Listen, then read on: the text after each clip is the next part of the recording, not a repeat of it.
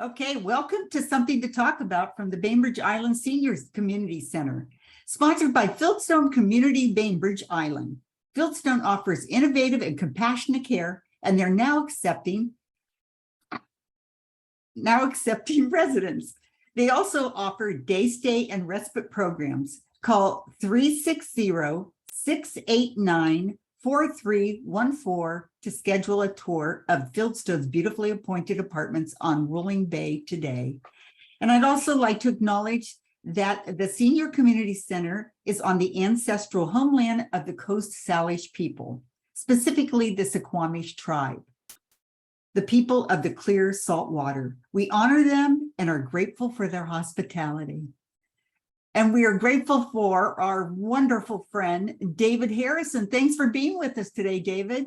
It's a pleasure. Looking forward. Yes. What's up? So, folks, the other day around the holidays, I took my kids to the diner, and somebody greeted me as the political analyst. So I want to say that it's not just the 10 or 15 of us that are having this discussion. We have a following of people who are clicking on Reed's website all the time. So that means we're going to have meaningful exchanges, and we've already started because Christina's about ready to throw it down on behalf of Kamala Harris. And the nice thing is it's not set up so that she can do a skull and crossbones over my head, or I would be in trouble. So we have, as usual, 3 segments. We're going to start at Reed's suggestion with what's happening in Congress right now, especially with regard to the debt ceiling. And then we'll go on to Republican politics and the sudden emergence of Nikki Haley onto the scene and what that could signify. And then we'll end up with Joe Biden and Democratic candidates. As some of you know, in my last blog, I was entitled President Biden, please don't seek re-election. So I'm an apostate on that issue in some quarters. So let's start with and make sure we do good full stops after the first issue.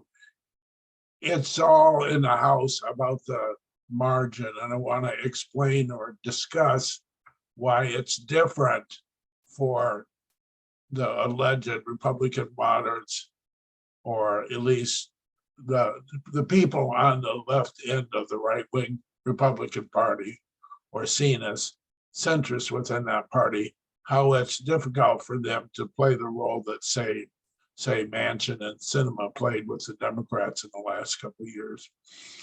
It all has to do with the size of the margin.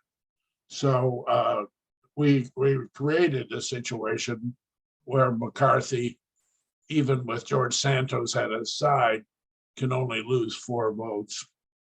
He's got, when we fill the Democratic vacancy in a safe seat, it'll be 222 to 213. And when he loses George Santos, which I think he will, it will be 221 to 214, and he'll only be able to lose 3 votes. But it's not as easy to pick off those votes as you think it would. First, as I've noted before, those aren't old style Jamie Herrera, Butler, Peter Meyer kinds of, Adam Kinzinger, Liz Cheney kinds of folks. They're people that are much closer to McCarthy than they are to Joe Manchin. So what happens is they know how tight it is for McCarthy. And this latest dust up over removing Ilhan Omar from Foreign Affairs Committee is an example. McCarthy let them complain. 3 or 4 people complain about due process, and he tweaked the resolution a little bit to pretend that there would be due process. And then he got their votes, party line vote. The reason for that, first, is he is adamant, as Paul Ryan was before him, about not letting ever 30 Republicans cross over and vote with Hakeem Jeffries on anything. And that's because he can control the rule for floor conduct. So that, well, goes to what we need to say about the debt ceiling. It's never going to be a solution where I don't think, where 30 Republicans all of a sudden can't take it anymore and cross over and Hakeem passes the budget resolution. I think the stakes are too high for alleged centrists to walk away from Kevin McCarthy on almost everything. So they're just too high because his margin is so low. So back in the day when Nancy Pelosi had like a 20 vote margin, she would discuss when the majority whip showed up in their office, she would discuss with those members when she would free them from the majority leaders and speakers' expectation. And that happens to this day with Kevin McCarthy. So those folks who didn't want Omar to be mistreated said, Mr. Speaker, this is really hard for me, especially because I am in a swing district and I don't want to show like I'm Marjorie Taylor Greene. I want to be myself. Kevin McCarthy would say to that Indiana Congresswoman, you have to stay with me, but don't hesitate to criticize me on due process, and I'll give you the sop so it will be easier for you to stay with me. These kinds of things are actually negotiated when a speaker is trying to keep in the majority. The problem with Kevin McCarthy is that eventually it will lead those 30 or so people to think, I'm not being public on this, but I'm sure going to turn on the speaker, the screws on the speaker with regard to the budget resolution. That's what's going to happen. But you're not going to see all of a sudden 10 people cross over and vote with Jeffries. It's just not going to happen. It's interesting to see how McCarthy has played it so far, though, isn't it? He already took Medicare and Social Security off the table. This is, you don't get his right wing saying, oh, Mr. Speaker, you're screwing up. You've given up the chance that we can raise the retirement age to 70. And they're not doing that. They're letting him set the stage. And he is a student of the government close down of 2011. So that's why he's coming out of the White House saying, this was a very productive discussion, and and all those things, because he's trying to avoid the outcome that the Republicans had the last time they shut the government down. 70% of Americans decided it was their fault. And that was accurate. It was their fault. Like this time, we've already spent the money.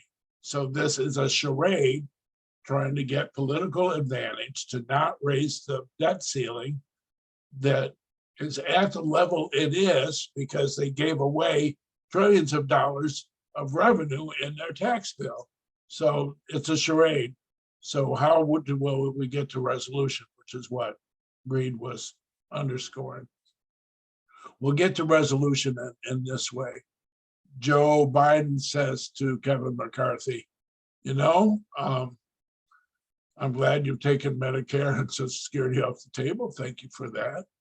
So they're both, what McCarthy's heading for is a harder cap on appropriation of discretionary spending. That means non-Medicare, non-Social Security in the upcoming couple budget years for this Congress, 2 or 3 years. And to his credit, he's also looking to pass actual appropriations bills and not 2,000-page omnibus bills. We'll see about that. So McCarthy's looking for a harder cap on discretionary spending. And they want some things they're not going to get. They're not going to undo the climate incentives in the reconciliation bill or anything like that. They're just not. So it leaves a limited territory that where McCarthy can travel. For his part, Biden's saying this is a separate issue than the debt ceiling.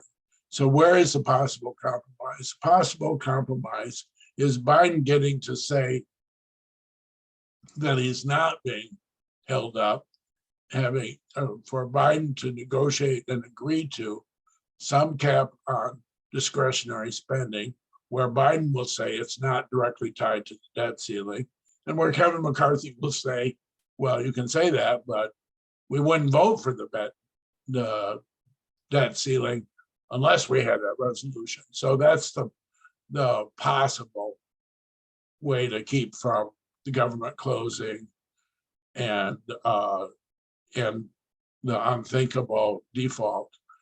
When would this happen? So, but here's where Biden has upper hand. He knows that if the government closes, the market will go down 8%. And to this day, there are Republicans with a lot of money, and they don't want the market to go down 8%. And when it goes down 8% for a really stupid kabuki theater thing, they get really irritated, like they've lost hundreds of millions of dollars, and they call, and they're disappointed, CEOs and wealthy investors who are Republicans. So Biden knows that, and so the closer that gets to happening, the more the pressure is on McCarthy for it not to happen. And of course, if it ever even looked like we're going to default, the market would go down 20, world markets would go down 25%.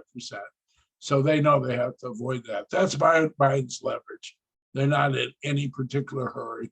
The closer we get to the government being shut down, the harder it will be for McCarthy. And we have any number of people who work for Biden have studied the way it turned out in 2011, will be fine. However, in that limits in discretionary spending, you'll find some painful things that wouldn't have happened if we had held on to the House. This is all about setting up for the next election. Biden sees this as an advantage.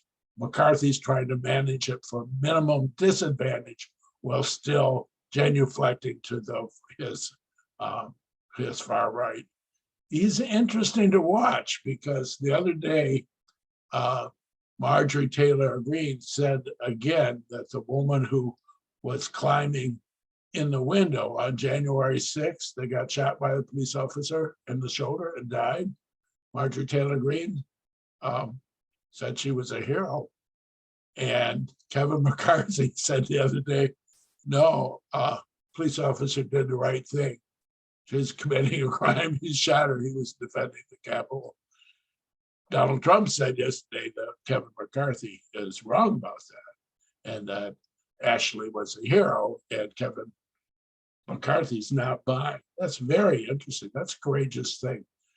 Kevin McCarthy is never going to be even John Boehner. You just hope for little moments of grace like that to accompany what otherwise is someone who is considerably to the, well, if he stands for anything, he would stand for something to the right of Paul Ryan. Anyway, that's the story. I think that nothing much in terms of affirmative legislation will happen this year. I think they're already getting ready. Last year will live in memory as an extraordinary year in American congressional history. I don't think they'll continue to support. They'll get Joe Biden will get his judges approved because that's only the Senate. There won't be any reconciliation bills because that has to be passed by the House. With our tiny majority, McCarthy will try and influence public policy and will continue to support Ukraine. They're just not enough Republican Putin lovers to do otherwise. And that will be the year. They'll all be positioning for us to take the House back. And we should want them to close the government down for a few days, because then we're more likely to take the House back. I'm not thinking that there's any chance that McCarthy would want to do anything that would cause a default. And again, a major protection against that is the number of people who continue to support the Republican Party who would be grievously wounded financially by a default. Questions or thoughts on this particular matter? Sheila? Yeah, so how many times are they going to throw the rule at McCarthy and depose him? I just don't think they have anywhere to go. I don't see, once they have the vote, I think they know they don't have any place to go. So they wouldn't be able to do that. One of the concessions was that one person can say, you're out of there. No, he can challenge, he can call for a vote. So he can't reject, he can't eject it. He can see if he can get them. So in that case, if a member does the objection that they made possible by their rules change, they would have a vote. And yet again, Hakeem Jeffries wouldn't give McCarthy the survival votes. He would let the Republicans fight over it, and McCarthy would have to move again to get almost all of the Republicans to vote for him. So what's to keep Matt Gaetz or Marjorie Taylor Greene or Lauren Boebert or somebody from doing that? Nothing except them not knowing where else to go. And remember, he gave Paul Gosar and Marjorie Taylor Greene coveted seats on House Oversight. It's not like he's not working to lick their boots. But that's what his defense is. I am your alternative. Don't be searching for another alternative. Jim Jordan or Scalise, maybe Scalise, wouldn't have a chance either. So the alleged moderates wouldn't accept Jordan. Scalise might be a little different because people like him as a person. I think I mentioned the other day, Hakeem Jeffries talks to him regularly. You want that. You want actual Democrats speaking with actual Republicans every week of the year. I did want to say that there are things that we argue aren't the same, which we're not necessarily winning the argument. First, we're arguing that Omar is not the same as Gosar was when he was thrown off committees for pretending he was going to shoot AOC. And so the public just isn't sophisticated enough to say, well, Republicans are throwing Omar out because they don't like her or don't like her thinking, and that's different than somebody doing otherwise, during the throwing somebody off for threatening a congressman. That's true. I'm just saying, I'm wondering what happened to my screen. That's true, but don't expect people that to sweep America as an idea. Similarly, we would argue that it's absurd to look at Hunter Biden and his taking advantage of his being the president's son, if you're not going to look at Jared Kushner getting $1 billion loan from Saudis. This is a joke. And we would argue it's not the same for Donald Trump to swipe hundreds of documents and refuse to give them back, and Joe Biden to discover he had some documents. All those things are true. Just don't expect those meaningful distinctions to sweep the American public. It is true that Biden hasn't suffered much politically from having classified documents, especially now that Mike Pence has some too. We should cheer for Jimmy Carter to have some. That would really help. At any rate, we can't depend, they are going to score points on Hunter Biden. and a few on Joe, but I don't think it's consequential in terms of the next election. I'm just saying we, as many of us are Democrats, and we like to explain these differences. Let's just not think that our explanations are sweeping America even as we speak. Well, the most important thing about those documents is that some of the ones that came from Trump are top secret, whereas the ones from Pence and from Biden, as I understand it, are not. They're classified, but not top secret. No, well, I think the other biggest distinction is both Pence and Biden are mortified and Trump is defiant. If you have a document and the United States government says you shouldn't have it, the number one prudent thing to do is say, okay, here it is. And that's why Trump could to this day still be indicted for this issue. And there's a special prosecutor over there, and he could well be indicted over this. And then the prosecutor will explain why Joe Biden's not being indicted and Donald Trump is. And it will have to do with Trump continuing to hold the documents. Other questions on our first unit, which is the budget resolution that I predicted. Read. It's really just a comment, I guess. You are making the point that, if I understand you correctly, that all the ink that's been spilled on the idea that the 14th Amendment should be called upon, or the $1 trillion platinum coin should be minted, or in some other way try to get rid of this debt ceiling argument altogether, it's not necessarily in Biden's best interest. It's in some best interest of him to play chicken, because the people who would lose would be the Republicans politically. Well, I think there's another reason why he wouldn't do it. And because they're all market roiling solutions. So I think it is true that he's not worried about, I mean, he's got a progressive flank if he were to put so many caps in the resolution as to screw up some major piece of legislation. He doesn't intend to do that. The reason why he's not going with the $1 trillion coin or a 14th Amendment arguments that he didn't need this in the first place because our debts have to be paid is because it would roil the markets big time. And so you'd get, then he would get blamed. He does one of those things, market drops 10%, and people are saying, you're driving us into the recession that you and Jerome Powell we're trying to avoid. So there's nothing to be done over there. I don't think. I'm amazed at the things Robert Reich comes up with that he never came up with. He was Labor Secretary. He's a very smart man, and I used to know him a little bit, but I think there's none of those things have any traction.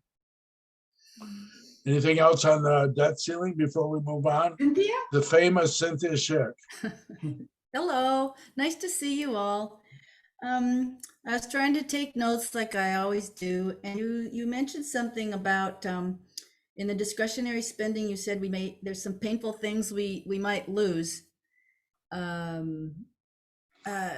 while they're working this all out. What kinds of things, so we know ahead that the pain is coming?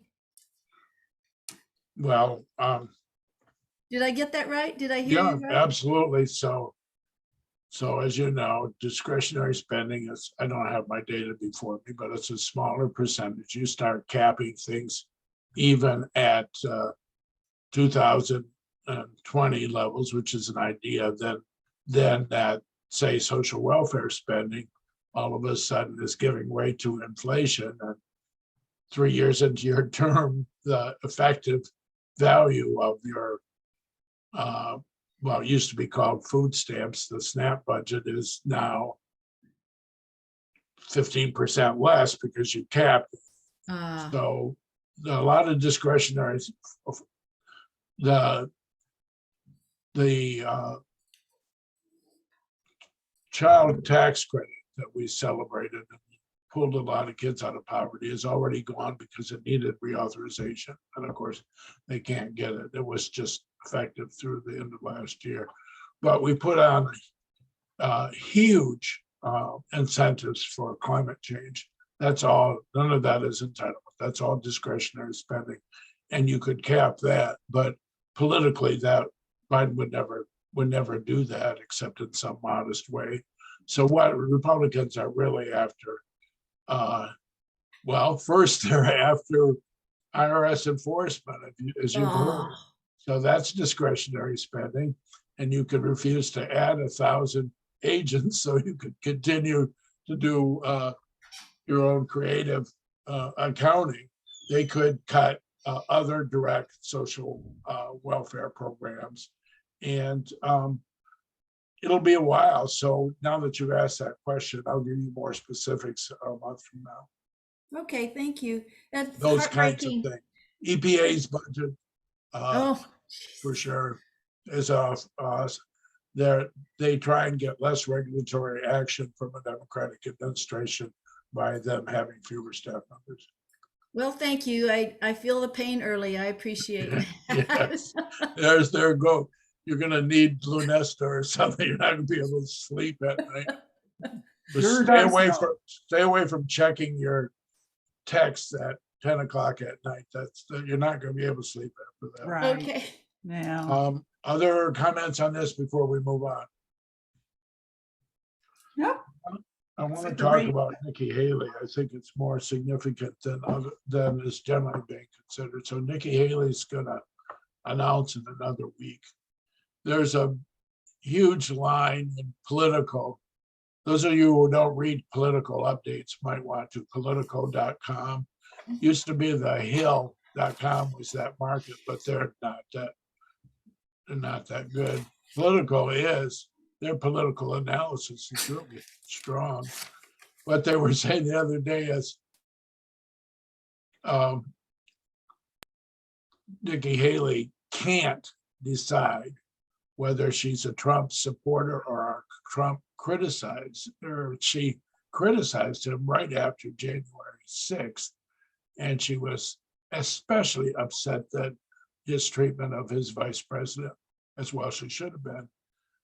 And so they're saying then she's sort of made up with Trump. And now she's sort of told him that she's running. And the whole thing is she can't decide whether she's with or against MAGA. But here's the story. Think of the emphasis is on the wrong syllable. She can't decide. That is, if she goes all the way with Trump, it's not her. And if she is a direct opponent to Trump, she can't win. So you can say she can't decide, but it's not that she's not able to. It's that it would be politically unwise for her to decide. So let's go see why. How could she possibly believe that she's going to get traction? The first reason why she believes she can get traction is that Trump's going to be indicted. You know, all these analysts about Trump's running, blah, blah, blah, blah, blah, blah. He's not only going to be indicted once, he's going to be indicted 2-3 times. And you can throw that off all you want, but for the most part, people aren't that excited about candidates getting indicted, even their supporters, especially if they have an alternative. Now enters DeSantis. So Trump being indicted comes either from the Fulton County grand jury recommendations about fraud in the election in Georgia, or it comes from a criminal complaint that comes out of the same thing that's being civilly tried right now in New York, having to do with Trump abusing valuations of property for his economic advantage. Or it's not an indictment, but he could continue to shuffle along in E. Jean Carroll's civil charges of defamation with regard to the rape charges against him. And then the other 2 indictments, of course, come from the classified paper or papers or anything else that he could charge me with, including my favorite, which is all the fake electors and the election fraud with regard to the last election, which I think is a more likely indictment than him fomenting violence on January 6th. So that makes about 5 serious legal problems. Nikki Haley is thinking that he might fall by the wayside. If she thought Trump was going to be immensely powerful, she wouldn't run. And we're remembering that that party stupidly continues to have winner take all primaries, which is how Trump won in 2016, whereas Democrats have proportional distribution. So Republicans have held on to that, and it means that the path against Trump, who always gets a good 30% of the vote, is harder. What Nikki Haley is hoping is that DeSantis will come in, they will split the hardcore MAGA vote, and in some of those places, she'll win a winner take all with 30% as the fresh next generational vote who's not what Trump called a no, I can't remember what Trump called DeSantis pretentious, what, anyway, whatever, somebody help me. You're not going to help me? Pretentious. Oh, yeah. Nobody He had a clever name for him. Yeah. Ron pretentious. Yeah. Something. Yeah. Or something like that. At any rate, that's what Nikki Haley's hoping, that there's a path slightly to the center of Trump and Ron DeSantis, and that it will be increased by the fact that she's a woman, that she was a governor who was elected for 2 terms, that she's an internationalist, and that in that she was United Nations ambassador. Here's the other thing. Interestingly, Trump is trying to run to the right of DeSantis on COVID, even though Trump was president during COVID and presided over, likes to credit himself with vaccination and so forth. He's trying to run to the right of DeSantis, saying DeSantis closed Florida a little bit. Nikki Haley's sister-in-law died of COVID, so that gives her the possibility of being the Republican who realized that 1 million people did, including her sister-in-law. This is interesting because there might be a Republican strain and she's not an election denier. So it could be that she's that's the lane that she wants. I went to the internet. Oh, I'm sorry. Yeah, Go ahead. Oh, go ahead. Desanctimonious. Desanctimonious, right. Thank you. I'm almost as old as Joe Biden, so I can't remember. Nothing like somebody on your screen being ageist when they're aged, but there I come. So anyway, I think that's Nikki Haley's path. And much more than Asa Hutchinson, who was a solid governor of Arkansas. He's not going to go anywhere. Mike Pence, no, he's not going to get traction, except with a few random evangelicals. Mike Pompeo has 2 supporters, his current wife and his son. If his ex-wife votes for him, then he'll have 3. That's the sum total.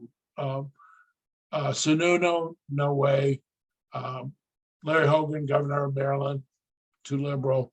So that's what Nikki Haley's thinking. She can think that she's all but Trump and DeSantis. Here's what I think. I think it's always nice to know that there's some Republican who will not destroy America, who would actually read the Constitution. She would be way to the right of George H.W. Bush, considerably to the right, but at least she wouldn't try a coup or an insurrection, I don't think. And she would speak to global leaders as if she knew what country they were from. There would be big improvements of that sort. Anything on Republican candidates?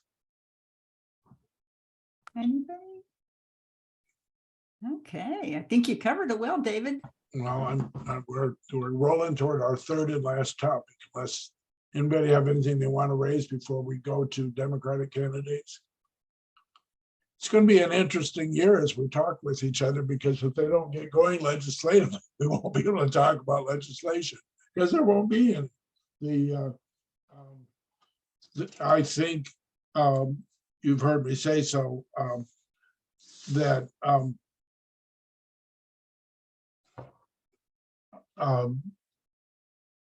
that last year was last 2 years were monumental years. We don't have to have every year be classic in terms of new legislation.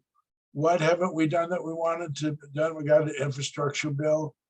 Well, monumentally, the earth is still going to die if we don't get going on climate change. So that's effort so far is insufficient. But if people would let it run, government's in not too bad shape. We're coming out of, we might even miss the recession.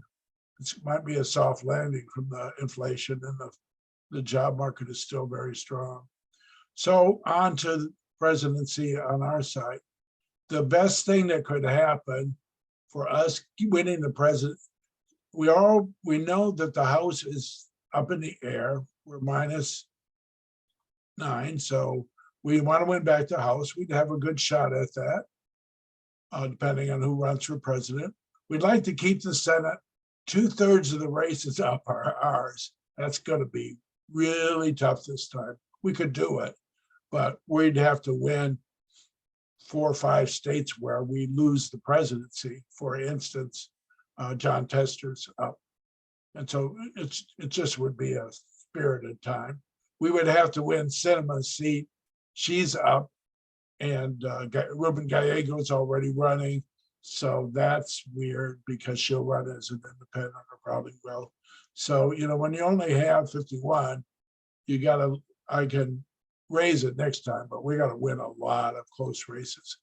So of the 3, if we only could do one of those 3, we would do the presidency in a heartbeat, because you can function as a government with a Democratic president.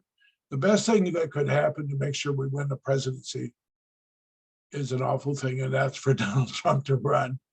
He's been our little campaign buddy now for so long, because he accelerates the Democratic vote. Used to be the Republican advantage was getting out the vote. And we won over that advantage because he does rallies in Georgia, and then we get out the vote in Georgia. The second best thing for us to win the presidency, in my view, is for Joe not to run, because I love Joe Biden. I think he was our best shot, and he won, and he did a good job in the first 2 years. I think the medical tables, actuarial tables on 82-year-old people are scary. I don't think we should be running an 82-year-old candidate. If he was Abraham Lincoln, I wouldn't want him to run. I think it's a bad idea. I think the risk is too great. Not only that he will not be able to serve if he wins, but that the American people will realize he's 82 and not elect him. So I think it's time for a generational change. When I wrote that in my blog, an activist wrote to me and said, do not repeat a Republican talking point that Joe's too old.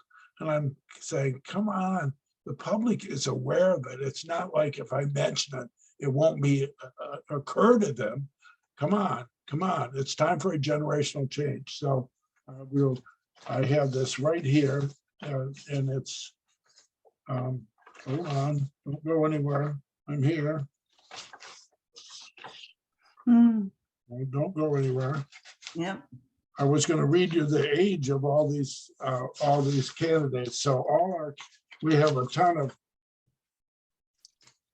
I'll be done. Hey, we're all seniors here, or most of us are. Yeah. Anyway, I had the age of all these candidates raised between 45 and 62. Interestingly, Inslee is 71. I never knew, but between these 2 great new electeds out east, Westmore in Maryland is 42. Take a look at him. He's amazing. Josh Shapiro in in Pennsylvania is in his 50s. Klobuchar, Booker, Buttigieg, Gavin Newsom, Michelle Obama, Gretchen Whitmer, are all 62 and under. So they're all 20 years younger than Joe. They're all the next generation. So let's do that. That's all exciting, I think. And here's what I think. I don't think two of the governors we've elected and two of the presidents we've elected in the last 30 years are governors, Clinton and Jimmy Carter. And the last person we ran as a governor who didn't win was Dukakis, who should have won. The senators who have lost include Hillary, who really won, as we know, in 2016, but that counts as an L, unbelievably. And Gore, who really won, and John Kerry, who almost won. But I think it's time. The Congress is pretty dysfunctional. It's time to run a governor who's shown that they can do the job. Now, Whitmer is already saying that her hat's not in the ring. I think with regard to Kamala Harris, who Christina was talking about, I'm not disqualifying her. I'm saying she won't be automatically qualified. She doesn't have a big enough groundswell for people to say, well, of course it'll be Kamala. With regard to Buttigieg, she's done a good job. I don't think it's to his big advantage to be transportation secretary. I'm wondering, is Gina Raimondo positioning herself? Boy, if she is, she's doing it pretty steadily. She'd be a good candidate. I mean, she was governor of Rhode Island, so she could say she was a governor. That's interesting. So you can add her to Westmore and Shapiro. Somebody like this could come out of the blue who is not presently a resident of Washington, D.C. Or it could be a corporate leader not named Schultz. So we should be open to these things. Remember that Klobuchar and Elizabeth Warren have to run for their Senate seats. So Amy Klobuchar, who's a perfectly good candidate, wouldn't be able to do it unless she gives up her Senate seat. And Elizabeth Warren is my age. So that's my thinking on that. Let's get comments and questions. Question, who's the person you mentioned before Shapiro? Wes Moore is the new governor of Maryland. Wes Moore is a 42-year-old African-American man who, among other things, spent 15 years in the U.S. Army and became a captain, ran Robin Hood, which is a great nonprofit in New York, was an investment person for one of the big investment houses, and is incredibly articulate man who we became familiar with when he wrote a book about himself and another man named Wes Moore, called I don't know, about the fact that they were both Wes Moore and how their lives had diverged through poverty. He's a really hot candidate, but it's early for him. He talks about belief. He's unapologetic about belief. He doesn't have, reminds me of, when you first heard Buttigieg, Sheila, how enlightening it was to have somebody who could articulate a dream for America that didn't seem like it was coming out of an advertising executive's mouth. Wes Moore is like that too.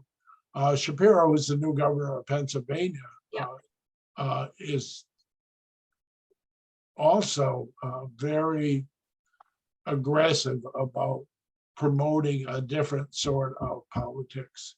So you remember all of you would remember that's sort of the way Jack Kennedy hit in 1960 as an all new brand of politician, whether he was or not. And that's the appeal of folks like this. And sometimes that means they're going to be the vice presidential candidate, not the presidential candidate, but that's my offering. I don't understand why we're not more interested in Cory Booker myself, but he hasn't been able to get So that's my view. Anyway, I think we have to, whether it's DeSantis, Trump, or Haley, or somebody we don't know on that side, that we need to run somebody who's fresh and younger and vibrant and smart about America, and who who voters could imagine arriving in their backyard for a barbecue. And who can talk. And who can talk.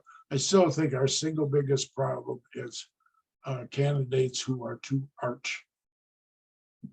To what? They're too arch, our candidates. We mean Arch. Hillary and Gore and John Kerry were arch, A-R-C-H. They were too stiff. Oh, I see what you Need mean. people whose bodies are more pliant and their speech is. Oh, yeah, yeah. Well, that's where Pete comes in. I think that's true. I think Oh, we know who you like. Oh, I know. Love the guy, love the guy. Well, you know, when Marilyn Dearsley was in Georgia for the campaign, she went with Common Power, as did Karen Conley. She danced with John Ossoff, so you're not the only one who has a love affair with a candidate. She thought he was a very sweet man. Yeah, I like him. Both of them, both of the senators in Georgia are wonderful. Yeah. I love your idea about a governor running. You know, traditionally governors always did pretty well in presidential elections, and I think we're ready to go back to that. I like that idea of a young governor. We might be ready. As you know, it's harder for a governor to get his or her name before the public.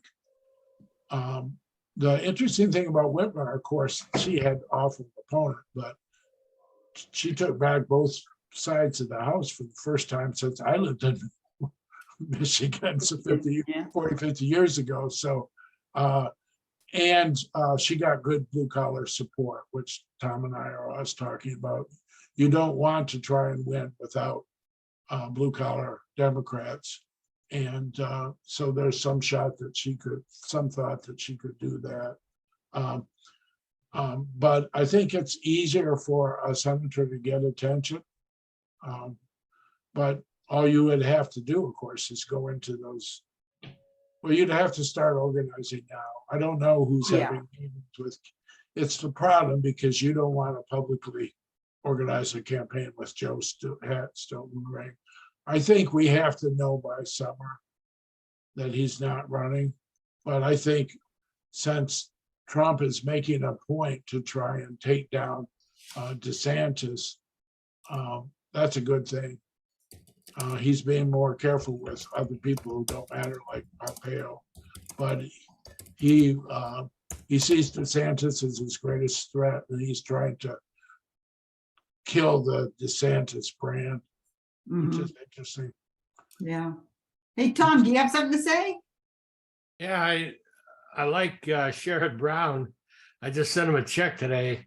He's up this year, but you know, being that he's up for a Senate seat, you know, I doubt if he would run. But you know, having someone like him who won repeatedly in Ohio, you know, he's got the right background. But you know, I just don't see him running. I don't think he would. I would have mentioned him if I thought there was any chance, but he's a man of the Senate. I would like him to run because he shares my sartorial splendor. It would be great for my self-confidence to have a rumpled candidate for president. He's a good guy. Yeah, he would be a good candidate, and he's proven he is popular with both liberals and blue collar Democrats. He's getting up in age though now. He's in his 70s, so that would violate my other test. We don't want to violate. I want somebody a generation younger. It's odd. We haven't skipped generations. I mean, Obama's more of that generation than he is an old guy. He's in his 60s. Right. And let's go back to that. He did well. Do you think that Michelle has any thought about running? Do I you think there's no chance. No. I feel badly about that, but I think there's no Yeah, chance. yeah. If you've read any of her books, she's not running. Yeah, I don't, I don't think she's being coy about No. it. Too bad. Hey, I would did you like see to see the, them.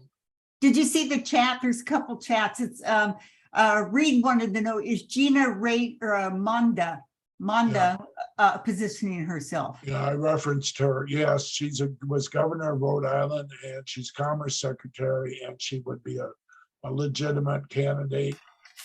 New England isn't such a strong reference, but yeah, absolutely. She's Italian American. She's not out of the question. She certainly has blue collar support in Rhode Island. Mhm. So that's she could run with a kind of a business focus because she's commerce secretary. That's an Nice. interesting. I hadn't noted her heading in that direction, but that would be interesting because she'd have both DC and a governor credentials. Uh-huh. Yeah. How about, Cynthia? You had a question. Any speculation on how Joe will shape his talk on Tuesday for I the think State of the Union? Yeah. all I will say is you'll get a recurrence of the what he did in the last week when, think how shameful it was for the Republicans to, now that the police tape has been shown, to pretend that that didn't happen to Paul Pelosi, including Trump, to make fun of that. And now that the police tapes are out, and here's a man getting clobbered with a hammer after somebody clearly breaks into his apartment. Anyway, Joe will go back to that theme, and there'll be some moments where he tries to get the Republicans in the chamber to recognize a One America theme and a democracy in peril theme, which continues to be the case because Trump's going to relitigate the election for another. Trump's not going to go away even after he's indicted until you place him in, until his body is in a state of repose. He'll be with us. There's no voluntary departure. Ah. So that would, Christina. I just wanted to say I voted for Westmore. I think he's absolutely fantastic. His inauguration here for the governor of Maryland was a huge deal here. I watched it on television. First African-American governor in the state. And it's a huge, huge deal considering Maryland's history during slavery. Just fantastic. So let's watch that. It may not come into play next time. It might come into play the time after that, but he's definitely on the rise. You can always stub your toe, but I think he knows where his toes are. So I'm not worried about that. Other thoughts, considerations, insults, concerns, fresh ideas? Cynthia. I took the greatest pleasure in reading about the guy that has announced his campaign to run against Josh Hawley. And if you haven't seen his commercial, it would make you want to just empty your piggy bank and just send it to this guy, because he really has a lot of fun with the video clip of Josh Hawley, like giving that power fist, walking up to the Capitol and then running away anyway, his ad is fantastic. And What's the name, Cynthia? I don't know. I can't remember. I just thought about it. I saw it like 3 weeks ago. I can't remember anything I did last week. But so that's why we're not running you for president. You guys, I got lots of money to donate, but no brains. But it just raised my spirits a great deal. So Kathleen just said Lucas. Yes, there it is. Go check out his ad. Send him money. Yeah, Lucas, and it's Kunce's last name, just for anybody else who wants to know. I'm going to look all these people up when we're done here. Well, just don't. I mean, I looked that up, but don't think that necessarily means he's going to beat Josh Hawley. I won't. I know, but we need Cynthia, with your comment, we have to all look this up. Right. fact, she'll come on next month and ask if you did. So there. Yeah. Okay, I will. Yeah. Tom, do you have something else? Yeah, I think it's Michael Steele, the former Republican chairman. Yes. He was on yesterday or this morning talking about how he went to a Trump rally and, talked to some of the people there. And he said, basically he was extremely concerned because they were not accepting reality. They'd fly in the face of reality even when it confronted them. And that's what bothers me about that Republican base. They're just not accepting, what's out there. Yeah. And the gun issue, DeSantis trying to let people carry guns, no permit, just anybody can carry a gun anywhere. That just doesn't make any sense. How about on the House floor, being able to carry guns? In the In the yeah. chamber? chambers. That's crazy. That's not what they did. What they did was take out the detectors. But I think that there's been a deteriorating base for Trump since 2018, but it's still bigger, unbelievably large considering what he stands for. The reason for that, I think, is the typical criticisms that would cause one space to deteriorate to the people who believe in him are reinforcing. That's what I hate so much about Trump derangement syndrome. Ha ha ha. The man tried to overthrow the government of the United States. There isn't any joke to that. That turns out to be a bad thing. So I think that the problem with Trump's continued support is it reinforces itself through our opposition. Mhm. We don't have any alternative but to talk about him. Just be glad he's been helpful to us politically in some ways. Yeah. We certainly wouldn't have won that. I think obviously Warnock and Ossoff won on their own, but they did get a little boost from him. Yeah. So fingers crossed on all these things. Look at these names. Check out Josh Shapiro and Westmore. Yep. Well, we see you again on March 3rd. I'll look forward to it.